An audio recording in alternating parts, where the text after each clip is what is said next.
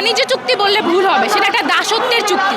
বাংলাদেশের যে কোনো জনগণ যে পড়তে সক্ষম, সে যদি 36 পৃষ্ঠার চুক্তি পড়ে তাহলে সে বুঝতে পারবে যে ইন্টারিম সরকার মূলত বাংলাদেশের স্বাধীনতা সার্বভৌমত্ব বা মার্কিনীদের কাছে বেচে দিল।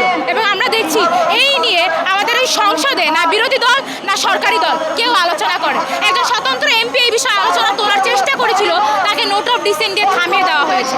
আপনারা জানেন এই চুক্তির মধ্যে লেখা আছে যে মার্কিনরা আমাদেরকে ঠিক করে দিচ্ছে, ডোনাল্ড ট্রাম্প আমাদেরকে ঠিক করে দিচ্ছে যে আমরা কোন দেশ থেকে কতটুকু আমদানি করতে পারবো, কোন দেশের সাথে আমাদের চুক্তি করার আগে মার্কিনীদের পারমিশন নিতে হবে।